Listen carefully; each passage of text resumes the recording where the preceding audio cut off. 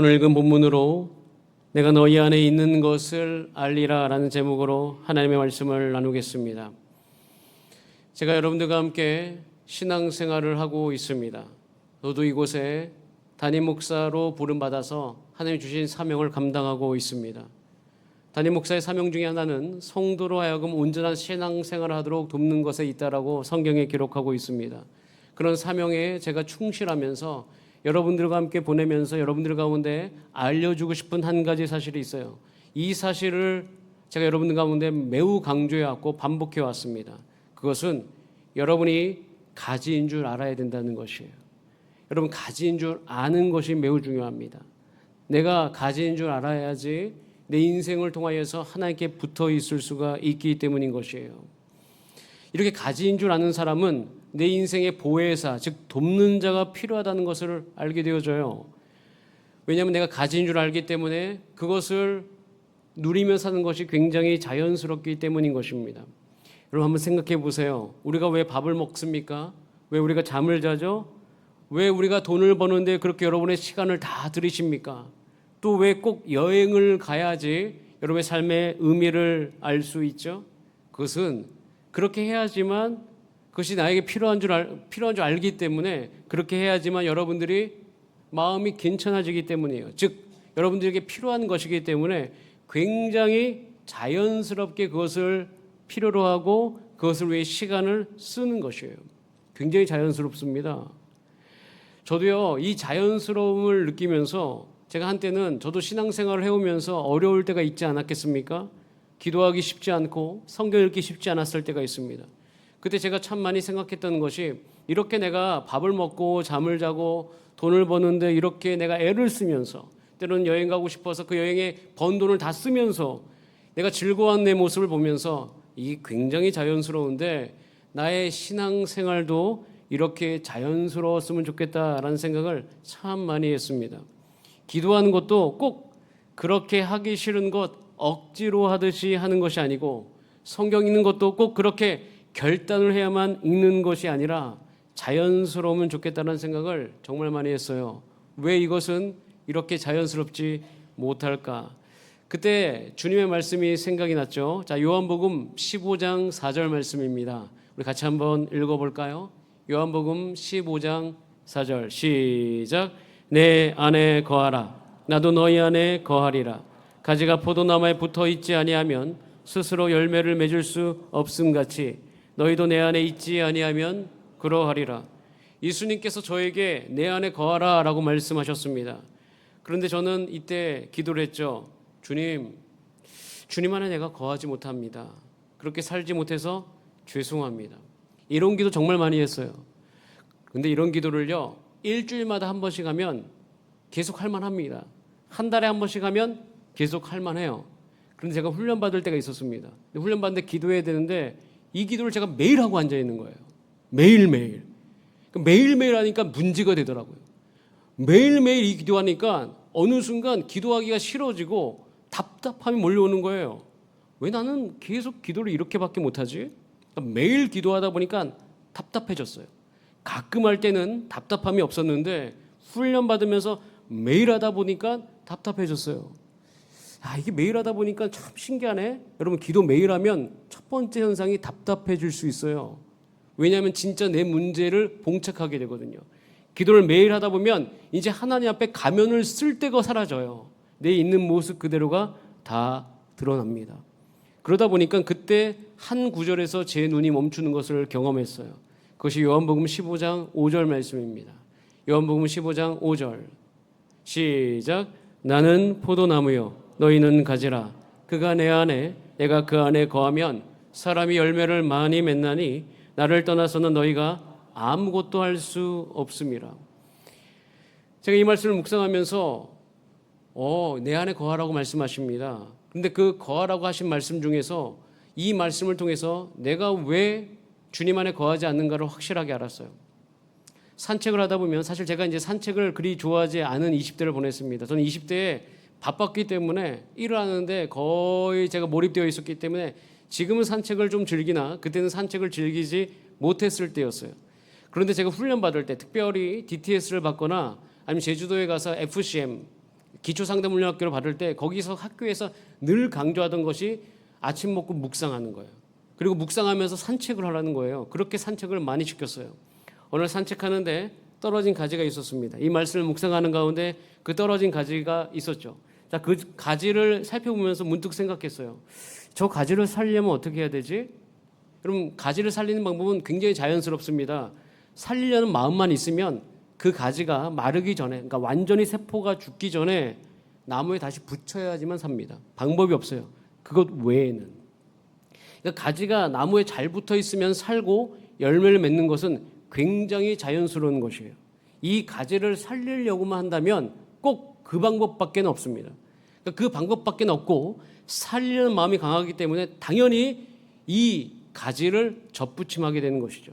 이 접붙임 기술이라는 것이 농사하시는 분에게 얼마나 중요하다는 사실을 제가 알게 되었어요. 그 기술을 가진 자와 가지지 못한 자가 굉장히 차이가 있다는 것을 알죠. 그만큼 이 접붙임이라는 것은 중요한 것이에요. 이 접붙임, 가지를 나무에 붙여야지만 생명을 얻게 되고 그 생명을 얻는 만큼 열매를 맺더라. 자, 그래서 마르기 전에 빨리 해야 된다는 것을 다 알고 있습니다. 자, 그런데 나뭇가지가 분명하고 열매도 맺고 싶은데 나뭇가지가 왜 붙어 있지 않는가? 이게 원래 생각하면 생각할수록 앞뒤가 맞지 않는다는 것을 알게 되어져요.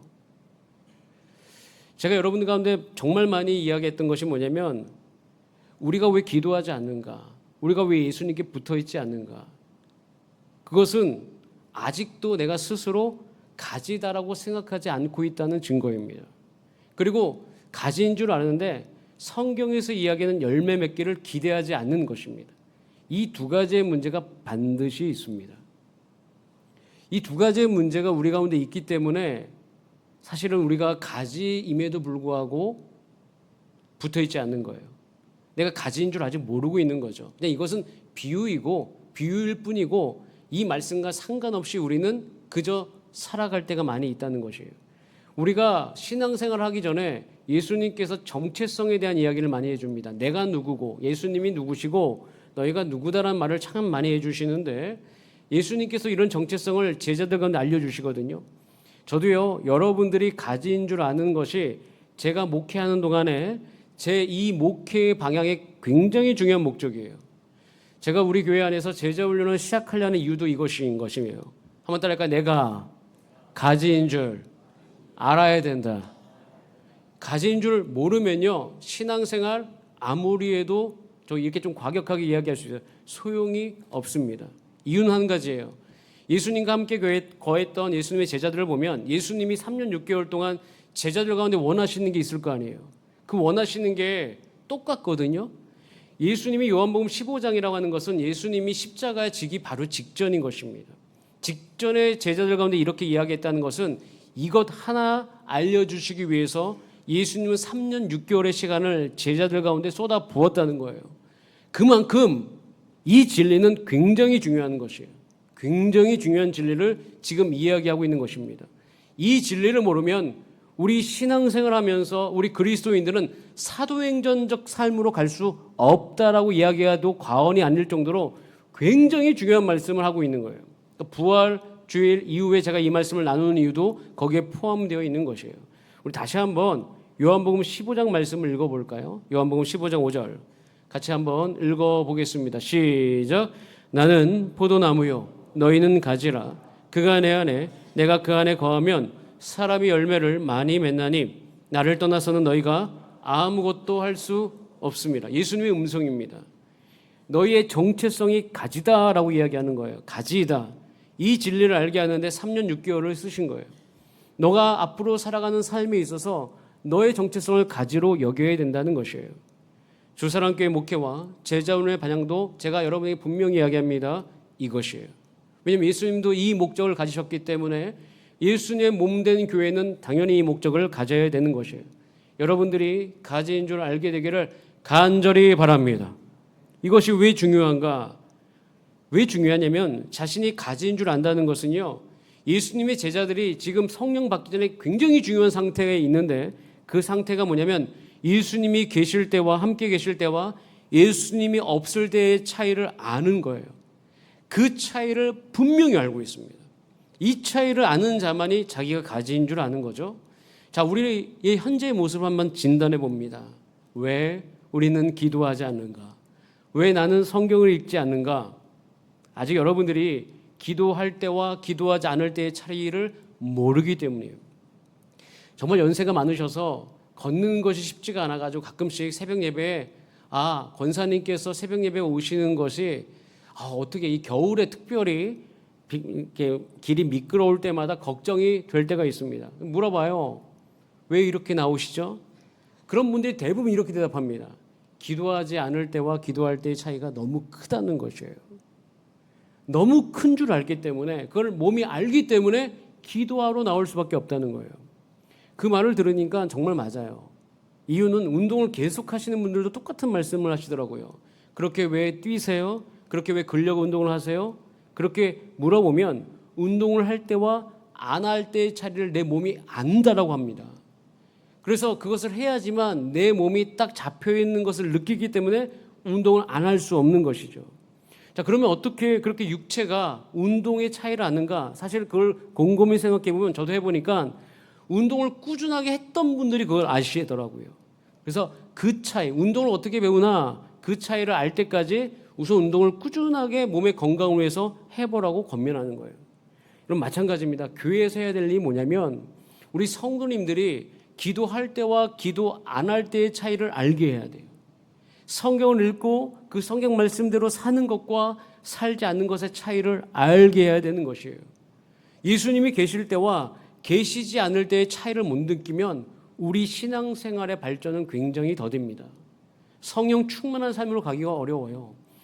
마태복음, 마가복음, 누가복음, 이 요한복음은요, 예수님이 계실 때와 계시지 않을 때의 차이를 분명히 알게 하기 위해서 제자들 가운데 주어진 성경책이었습니다. 그것을 읽다 보면 예수님이 계실 때 이런 일들이 일어났고 예수님이 없을 때 이런 일들이 일어나지 않았구나. 그러면서 그 성경을 읽고 있노라면 우리가 예수님과 함께 있기를 간절히 원합니다라는 고백이 나올 수밖에 없는 거예요. 그런 상태 가운데 예수님께서 죽으시고 부활하시고 다시 제자들 가운데 나타나셔서 약속을 해주시는 거예요. 내가 영원히 너희를 떠나지 않겠다. 그러니 너희는 내가 말한 대로 그 성령이 임할 때까지, 또 다른 보혜사가 임할 때까지 있으라. 그 말씀 남기고 가신 거잖아요. 그 말 믿고 그들이 모였을 때 성령이 임재했고 거기서부터 교회의 능력이 시작되더라. 그 차이를 알게 하는데 예수님은 자기의 모든 공생애를 다 쓰신 것이에요. 저도 그래서 예수님을 따라서 이제 제자 훈련을 시작합니다. 그것은 예수님이 계실 때와 계시지 않을 때의 차이를 여러분들이 알게 하기 위해서 훈련이 시작되는 것이에요. 다음 주부터 제자 훈련 터다지기 1기생을 딱 5명 모집합니다. 이것을 시작으로 한번 따라할까요? 자신이 가지인 줄 아는 사람이 이곳에 충만하리라. 여러분, 새벽 예배가 부흥되는 거, 수예배가 부흥되는 거 자기가 가지인 줄 모르고서는 부흥이 안 됩니다. 기도의 차이, 말씀 읽는 거의 차이, 이걸 모르면 교회는 결코 그 생명력을 가질 수가 없어요. 예수님이 없을 때와 예수님이 계실 때의 차이를 아는 사람은, 왜냐하면 그 안에 성경을 읽어보세요, 영적인 것을 사모하게 됩니다. 한번 따라할까요? 나에게 보혜사가 필요합니다. 보혜사는 예수님이셨어요. 돕는 사람이죠. 그래서 예수님이 보혜사였습니다. 그런데 예수님이 떠나가신다는 거예요. 떠나가시니까 이 제자들은 걱정인 것이죠. 어떻게 우리가 살 수 있을까? 그러면서 그 보혜사를 원하는 거예요. 그들은 또 다른 보혜사가 정말 자신에게 필요하다는 것을 뼛속까지 알았습니다. 이걸 알고 나니까 오늘 읽었던 본문 말씀이 결코 가볍게 다가올 수가 없었어요. 그들은 집중해서 이 말을 들을 수밖에 없습니다. 자, 오늘 본문 14장 16절이에요. 같이 한번 읽어보겠습니다. 본문 14장 16절 시작. 내가 아버지께 구하겠으니 그가 또 다른 보혜사를 너희에게 주사 영원토록 너희와 함께 있게 하리니. 예수님이 계실 때와 없을 때의 차이를 아는 자들은 말합니다. 압니다. 고백합니다. 주님, 내게 보혜사가 필요합니다. 그런데 예수님 떠나니 어찌합니까? 그러자 예수님께서 이 말씀을 하시는 거예요. 내가 아버지께 구하겠으니 하나님이 또 다른 보혜사를 너에게 줄 것이다. 내가 떠나니까 걱정하지 마. 나와 같은 보혜사가 또 올 거야. 근데 그 보혜사는 너희와 항상 함께 있을 거라고 이야기하고 있는 거예요. 보혜사가 필요한 상태, 예수님이 필요한 상태에서 이 말을 들으면 이 약속이 어찌 가볍게 들릴 수가 있겠습니까? 제가 훈련을 받으면서 이 말씀이 내게 꽉 다가오기 시작했어요. 아, 예수님이 있을 때와 없을 때의 차이가 이렇게 큰데 그렇게 고민하고 있는 내 삶 가운데 예수님께서 분명한 약속을 주신 거예요. 또 다른 보혜사를 반드시 너희에게 주겠다. 너와 항상 함께 하겠다. 이 말씀이 내 귀에 들리기 시작했습니다. 그러면서 동일하게 주님 너무 감사합니다. 이 약속이 나의 삶 가운데 이루어지게 하소서. 그러면서 궁금해졌어요. 그럼 그 방법이 무엇입니까? 어떻게 함께 하실 수 있습니까? 그 방법이 궁금할 때 그 바로 다음 절에 그 방법에 대해서 이렇게 이야기하고 있어요. 17절 말씀 같이 읽습니다. 시작. 그는 진리의 영이라 세상은 능히 그를 받지 못하나니 이는 그를 보지도 못하고 알지도 못함이라. 그러나 너희는 그를 아나니 그는 너희와 함께 거하시며 또 너희 속에 계시겠음이라. 너희와 항상 함께 있다고 하는데 그것은 너희 속에 계시겠다고 말씀하는 거예요. 여러분, 이것은 혁명적인 선언입니다. 구약시대에는 하나님을 만나기 위해서 자기가 그 성전으로 갔어야만 됩니다. 근데 이제는 우리를 떠나지 않는 예수님께서 성령을 보내리니, 또 다른 보혜사를 보내리니 너희와 항상 함께 있겠다고 말씀하시고, 그 방법이 뭐예요? 너희 속에 성령님이 거하시리라.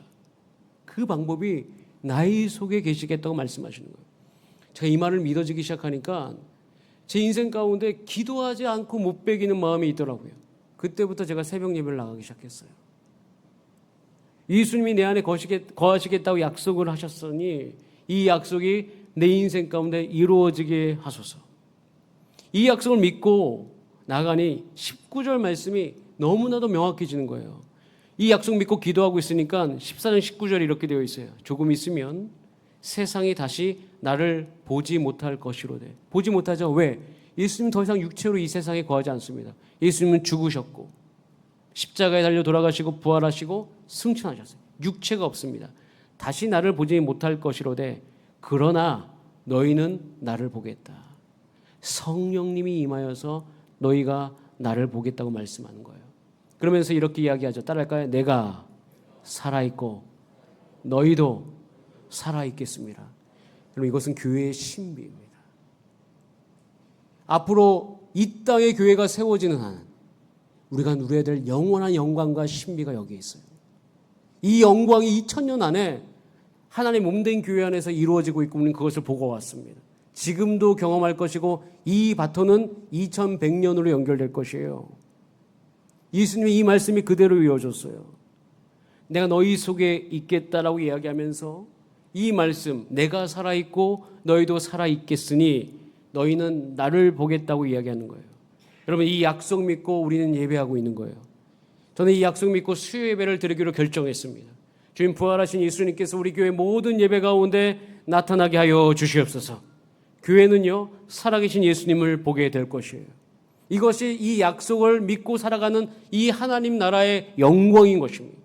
그리고 이 예수님을 만났다는 증인들이 이 세상에 굉장히 많이 있습니다.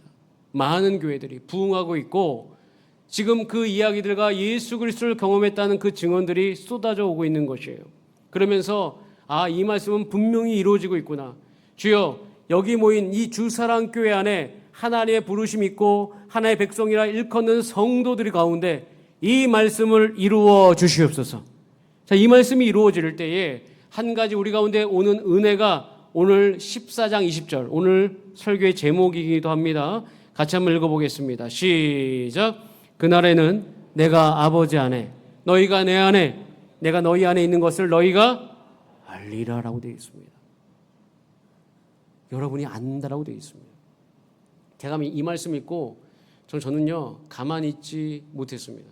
사실 처음에는 부담이었습니다. 이유는요 이랬습니다. 저는 기도했어요. 솔직하게 이렇게 기도했습니다. 하나님, 제가 공대생입니다. 저는 수학과 물리학을 좋아합니다. 합리적이지 않은 거 잘 이해 안 됩니다. 직관력 떨어집니다. 고등학교 시절에 옆에서 아이들이 울고불고 난리치는데 저는 울음이 나오지 않습니다. 이런 제가 예수님을 만날 수 있습니까? 내 안에 예수님이 있다는 것을 내가 어떻게 알 수 있습니까? 이해가 되지 않습니다. 그러나 이 약속의 말씀을 제가 믿게 되니 감사합니다. 이 약속 믿고 기도합니다. 이렇게 기도했어요. 주님, 제발 저 같은 기질이 있는 사람도 알 수 있게 하여 주시옵소서. 놀랍게도 이 기도의 응답이 바로 옵니다. 성경을 읽을 때마다 성경이, 여러분 이런 표현 하잖아요. 튀어나온다. 성경의 말씀이 내 안으로 들어오고 빨려 들어옴이 느껴집니다. 그리고 놀랍게도 그 성경 말씀이 다 믿어지지 않으면 그렇게 읽지 못했겠죠. 그러면서 어느 날 부활의 주님을 만납니다. 성령님이 임합니다. 예수님과 하나 되는 실제를 경험합니다. 예수님이 내 안에 있음을 제가 알게 되었습니다. 예수님과 연합대화와 끊임없는 교제로 이 시기를 다 보내왔던 거죠. 저는 이 말씀이 내 인생 가운데 그대로 이루어졌음을 증언합니다. 그리고 이 증언은 제가 여러분 가운데 할 뿐이 아니라 수많은 사람들이 지금도 하고 있는 것을 제가 듣곤 합니다. 저는 이 증언을 듣고 여기 함께 우리가 신앙생활하라는 주의 몸된 우리 성도들 가운데도 동일하게 도전합니다. 여러분 가운데도 이 모든 말씀이 이루어질 수 있사오니 여러분께서 이 말씀을 믿는 믿음으로 주 앞에 나아가 기도하고 말씀 읽는 여러분의 삶이 되시기를 간절히 소원합니다.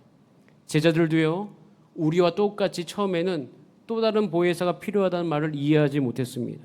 그런데 그들이 그 약속의 말씀을, 부활의 주님을 만나고 예수님의 말씀이 믿어지기 시작했더니 그들은 처음으로 함께 모여서 기다리면서 기도했습니다. 마가의 다락방에서 그 약속을 믿고 기도했어요. 믿는 중에 그들 가운데 영적인 변화가 일어납니다.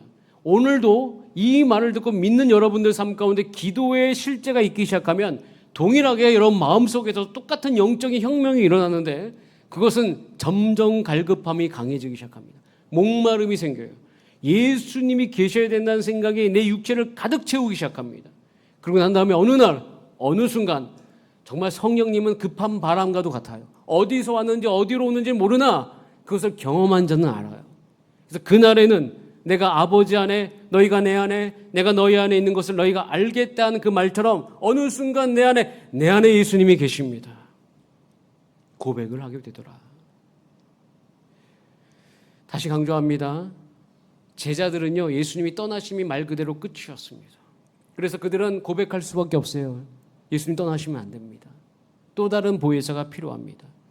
그 고백이 마음속에 일어나자 예수님의 말씀이 믿어졌어요. 그 약속 믿고 계속 기도하면서 주를 기다렸더니 그의 인생이 영적인 반응이 일어나더라. 얼었던 마음들이 녹기 시작했어요. 전 여러분 마음이 녹는 것을 보고 싶습니다. 여러분 마음이 녹아지고 그 안에 예수님을 향한 갈급함으로 일어나게 되기를 간절히 소원합니다. 그러면서 여러분도 똑같이 고백하기를 기도해요. 주여, 또 다른 보혜사가 내게도 필요하오니 약속한 이대로 나의 삶 가운데 이루어지게 하여 주시옵소서. 이렇게 이 약속 믿고 동일하게 기도하면 저에게 임했던 그 성령의 놀라운 임재와 갈급함이 여러분 가운데도 동일하게 일어날 것을 기대합니다. 갈급함으로 기도하는 모든 분들, 예수님의 이 약속이 이루어질 것이에요. 저는 이 이루어짐의 역사를 이 역사 안에서 발견합니다. 저는 역사를 좋아하게 되었습니다. 왜냐하면 그 역사 안에서 하나님의 역사의 흔적을 보았기 때문이에요. 중세시대가 있었습니다. 중세교회는 형식적이고 세속하던 모습 속에서 사실 그 종교가 완전히 죽었고 예수님의 임재가 사라져갔을 때 프란치스코는 그때 이 약속을 믿기 시작했습니다. 예수님의 이 약속을 믿고 기도 가운데 자연을 묵상함 가운데 성령의 붙들린 복음의 삶이 회복되기를 원했습니다. 그는 기도했어요. 주님, 나를 평화의 도구로 사용하여 주시옵소서. 그 안에 성령을 갈망하기 시작했을 때 그 약속이 그의 삶 가운데 임했고 중세시대의 수도운동이 그를 통해서 일어나게 되었어요. 근대 시대로 접어들면서 요한 아른트라는 사람이 일어났습니다. 루터의 종교개혁 이후에 교리는 자리 잡고 그러나 형식화된 신앙 가운데 성령이 사라진 지식주의가 그 종교계의 암흑기를 만들었죠. 그때 그는 진정한 기독교라는 책을 통해서 이렇게 이야기합니다. 그리스도 안에 거하는 실제적인 삶과 성령의 내적 역사를 간절히 외치면서 그 글 가운데 이렇게 기록을 하고 있어요. 성령 없이 예수님을 따르겠다는 것은 그림자를 보고 그 사람을 안다고 하는 것과 같다. 그러면서 성령님을 갈망하면서 예수님의 약속의 성취를 갈망했습니다. 이 영향력이 이 세대를 거쳐서 계속 연결되는 것을 볼 수 있습니다. 야곱 슈페너, 프랑케, 모라병 공동체 영향을 계속 주면서 궁극에 웨슬리 운동이 일어나게 합니다. 존 웨슬리 목사님을 통해서 다시 그가 회심하게 되어지고 그 안에서 성령 하나님에 대해서 그를 알게 하죠. 그리고 이 감리교 운동이 일어나면서 그 흐름은 역사 속에서 1900년대로 연결되어집니다. 1900년대는 굉장히 중요한 세대이죠. 1906년도에 미주 아주사에서 부흥이 일어납니다. 근데 이 부흥 운동을 잠깐 말씀드린 이유는 이 부흥 운동은 한국 성결교회와 연결이 됩니다. 1906년도에 일어났던 이 부흥 운동, 여기서부터 시작된 동양 성교회가 있습니다. 동양 성교회의 설립자는 카우만 박사인데 그 카우만 박사가 이 영향을 받고 선교해야 되겠다 해서 일본을 오게 됩니다. 중생성결 신유재림 이 사중복음을 들고 일본에 와서 동양 성교회 사역을 하는 가운데 거기에 한국인이 훈련을 받게 되죠. 그 받았던 한국인들이 1907년도에 서울에 오게 되면서 거기서 동양 성교회 복음 전도관을 설립하죠. 이게 성결교회의 실초예요. 성령님을 갈망하기 시작합니다. 1907년도 이 땅에는 암흑기였습니다. 무슨 소망이 있습니까? 나라를 잃었는데. 그러나 그들은 기도하기 시작했어요. 그때 하나님께서 그 땅 가운데 성령님을 통하여서 부흥운동이 일어나게 하시고 거룩한 삶을 사모하게 하셨고 전도하게 하셨어요. 그리고 이 운동은 이제는 이 시대까지 연결되어져 가고 있습니다. 저는요 이 표현을 너무 중요합니다. 한번 따라할까요? 오늘날 내가 이 바톤을 이어받자. 저는 이 바톤을 우리가 이어받아야 될 필요가 있어요. 우리가 이어받아야지 다음 세대까지 전달이 되기 때문에. 제가 우리 아들에게 기도할 때가 있습니다. 너는 건강하면 2100년까지 살 것 같아. 그럴 수 있잖아요. 지금 태어난 아이들이 2100년까지 살 수 있습니다. 그럼 너가 이 바톤을 이어받기를 원한다. 성결한 사람이 되고 성령에 충만한 사람이 되고 하나님을 아는 사람이 되어라. 저는 이 시대를 공부할 때가 많이 있습니다. 이 시대가 AI 시대가 됐죠. 저는 AI 시대 가운데 앞으로 4차 산업혁명이 더욱더 견고해지고 그리고 옛날에는 10년 변화될 것이 요즘에 1년마다 변화되어지는 것을 느끼게 됩니다. 지식과 정보는요 기하급수적으로 늘어나고 있고요. 해가 다르게 여러분 굉장히 많은 변화들이 일어나고 있습니다. 그런데 이 AI 시대가 되면 될수록 인간의 한계와 비물질화된 세계가 더욱더 명확해져 가고 있습니다. 그리고 참 놀라운 게 한 가지가 있어요. 요즘 이 AI 시대가 되면서 영적인 것을 갈망하는 사회적 현상이 일어나는데 그 현상이 왜곡되기 시작하죠. 어떻게?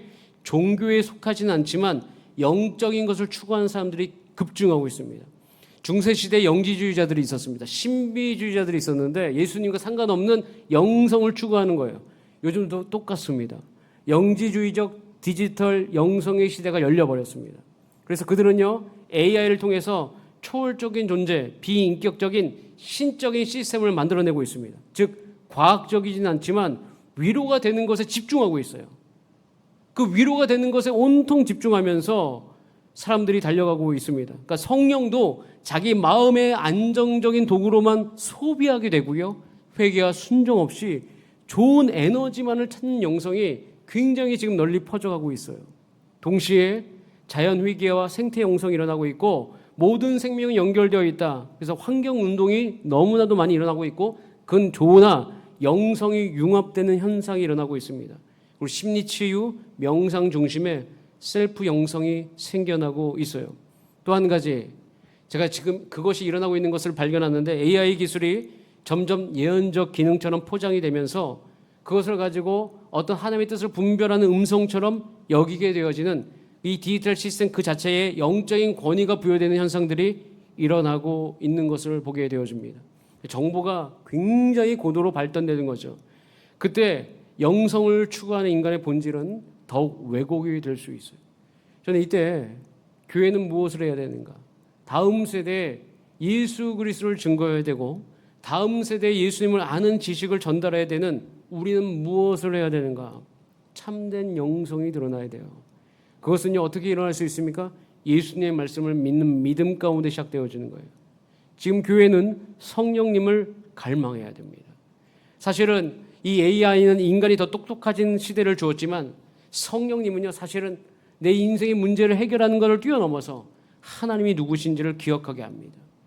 내가 죄된 가운데 어떻게 내 삶 가운데 하나님 아버지를 갈망하면서 거룩하게 사는 그 열매에 대한 갈망이 일어나는 거죠. 사실은요, 아무리 좋은 환경이 돼도요, 사람과 사람 사이에는 실망과 상처와 냉담함이 생기기 마련입니다. 관계가 회복이 되지 않습니다. 그런데 성령님은 오셔서 성령의 열매를 맺게 하시죠. 사랑과 자비와 오래 참음과 평안의 열매를 우리 가운데 맺게 하는 거예요. 전 여기서 더욱더 제가 도전적으로 나아가는 것에 대해서 기도하고 있습니다. 하나님, 세상은 이렇게 변화되어지고 있습니다. 이때 여러분, 거짓이 왜곡되면 언젠가는 참된 것을 찾습니다. 저는 가끔씩 이럴 때가 있어요. 요즘에 김치 중에서 땅 속에 묻었다가 먹을 수 있는 김치 어디서 먹을 수 없나, 이런 생각을 문득 할 때가 있어요.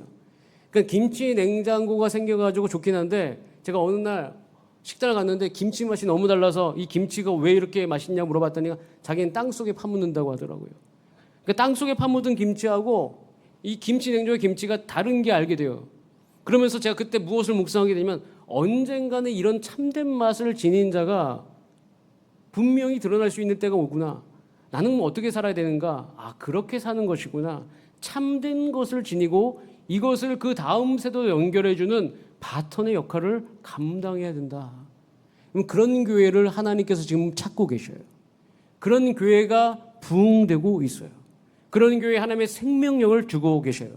우리 주사랑교회는 이 생명력을 가지게 되기를 간절히 바랍니다. 이것을 우리가 사모해야 돼요.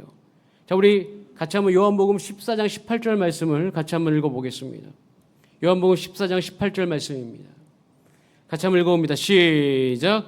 내가 너희를 고아와 같이 버려두지 아니하고 너희에게로 오리라 라고 말씀하고 있어요. 여러분, 우리는요, 이 약속을 믿고 성령님을 갈망하셔야 됩니다. 여러분, 우리가 우리 영적 상태를 정직하게 바라보는 일주일이 되기를 소원합니다. 나는 왜 성령님이 필요하다고 느끼지 못하는가? 나의 신앙은 왜 머리 가운데만 있는가? 내가 진짜 주님을 갈망한 적이 있는가? 저는요, 제자 훈련을 시작한 이유가 여기에 있습니다. 여러분, 제자 훈련에 오시면요, 좋을 겁니다. 최대한 섬길 것이고 여러분들이 하나님의 말씀을 잘 묵상할 수 있도록 도울 것입니다. 그러면서 여러분 가운데 한 가지를 알게 하는 거죠. 그러니까 운동 같이 하는 거하고 똑같아요. 같이 뛰면서, 같이 걸으면서 예수님이 계실 때와 계시지 않을 때의 차이를 함께 체험해 가는 것이에요. 그러면서 여러분, 제가 여러분에게 독려합니다. 5월달 날씨 좋아졌습니다. 새벽 예배 나오셔야 됩니다. 그리고 여러분, 기도하는 것에 힘쓰셔야 됩니다. 제가 여러분 가운데 올 초에 나눠드린 여러분의 신앙 체크카드가 있습니다. 이 신앙 체크카드는 나눠두는 이유가 무엇이냐면, 이 신앙 체크카드를 하면서 따라오다 보면 여러분, 우리 인생이, 우리 육체가 알게 되어집니다. 어차피 우리 육체는 후퇴하게 됩니다. 아무리 우리가 건강하게 살아도 100년을 넘길 수가 없습니다.